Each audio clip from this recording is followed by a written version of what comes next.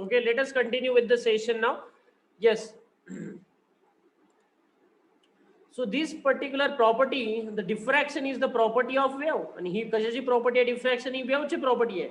Hence, the above observation implies that the electrons form a diffraction pattern on scattering.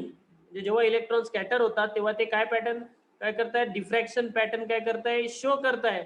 It means that particle कुड show the wave like properties. बरोबर आहे. बघा nickel क्रिस्टलनी काय केलं? इलेक्ट्रॉन्सला scatter केले. बघा nickel क्रिस्टलवर incident झालं तर इलेक्ट्रॉन्स काय झाले? स्कॅटर. इलेक्ट्रॉन स्कॅटर झाले.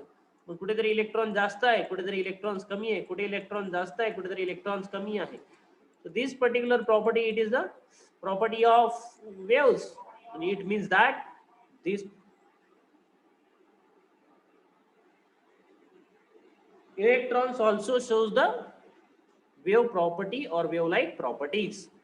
ओके, इथे तुमचा डेव्हिएशन आणि जर्मन एक्सपेरिमेंट कंप्लीट होतोय. परत एकदा मी रिवाइज करतोय की ऍक्च्युअली आहे का याच्यामध्ये डेव्हिएशन जर्मन एक्सपेरिमेंट मध्ये. परत एकदा रिवाइज करतो आणि सगळ्यांनी लवकर जॉईन होत चला. ऍज अ मीटिंग जॉईन केल्यानंतर सगळे ओके सगळ्यांनी लवकर जॉईन व्हायचं. बघा परत एकदा रिवाइज करून देतोय. लक्ष द्या आता. डेव्हिएशन आणि जर्मन एक्सपेरिमेंट हा कोणाला प्रूफ करण्यासाठी आलेला आहे? डिबॉर्गलीजला.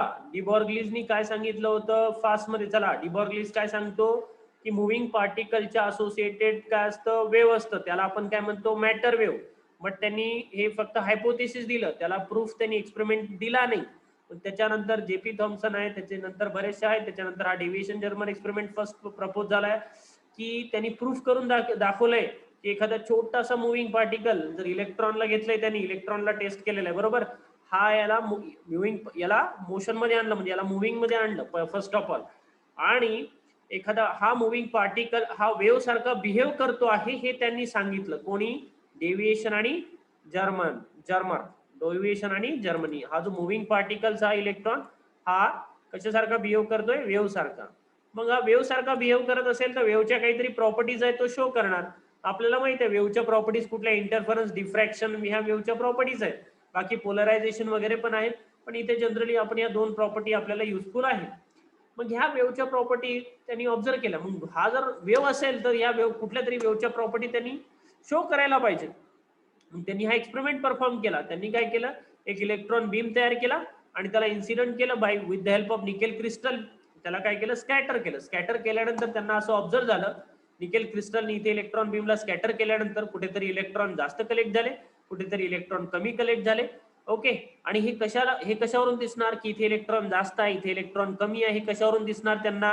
ओके, कारण इलेक्ट्रॉन ते व्हॅक्यूम मध्ये कशा प्रकारे डिटेक्ट करू शकता तुम्ही इलेक्ट्रॉन्स? बरोबर आहे. एक डिटेक्टर लावून. मग डिटेक्टरला पण काय लावावं लागेल तुम्हाला? गॅलोनोमीटर. जो इलेक्ट्रॉन काय करतो? डिफ्लेक्ट करतो. सॉरी, इलेक्ट्रॉन डिटेक्ट करतो. इलेक्ट्रॉन डिटेक्ट झाला की तो असा डिफ्लेक्ट होतो. बरोबर आहे. कारण तुम्हाला सगळ्यांना माहिती आहे की फ्लो ऑफ इलेक्ट्रॉन्स काय करतो? कन्स्टिट्यूट काय करतो? करंट करतो की नाही? बरोबर. तो इथे तर इथे जास्त इलेक्ट्रॉन्स होते, सॉरी इथे लो इलेक्ट्रॉन्स आहे तर कमी करंट दाखवणार. इथे त्याला कुठेतरी 50 डिग्रीला जास्तीत जास्त इलेक्ट्रॉन्स कलेक्ट दिसले किंवा स्कॅटर झाले दिसले, त्याला आपण म्हणतो कन्स्ट्रक्टिव्ह इंटरफरन्स झाला इलेक्ट्रॉनचा.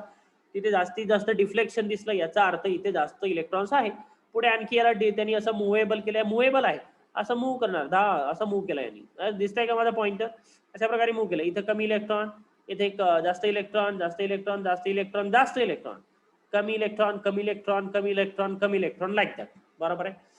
Okay, so from that they observe that there is a constructive interference over somewhere and there is something a distractive interference over somewhere. So from that he proposed that the electron also behaves as a wave. Electron यांनी कशा प्रकारे behave केलं आणि wave सारखं behave केलं, आणि यासाठी त्यांना नोबेल प्राइज पण देण्यात आला हा एक्सपेरिमेंट केल्यानंतर. ठीक आहे, अशा प्रकारे हा एक्सपेरिमेंट होता. व्यवस्थित लर्न करा. इम्पॉर्टन्स लर्न करायचं आहे. एक्सपेरिमेंटल स्कीमॅटिक डायग्राम लक्षात ठेवायची आहे. ओके, लक्षात ठेवायचे सगळ्यांना. आणि 2-3 दिवसात लेक्चर आपलं टॉपिक संपला की याच्यावर कम्प्लीट टॉपिकवर टेस्ट होईल. सगळ्यांना रिक्वेस्ट आहे की टेलिग्राम लिंकला तुम्ही जॉईन व्हायचं आहे सगळ्यांनी. त्यावर तुम्हाला सगळे नोट्स वगैरे मिळून जातील. Okay, yes, so we will stop here. We will discuss upcoming topic in the next lecture. Thank you very much.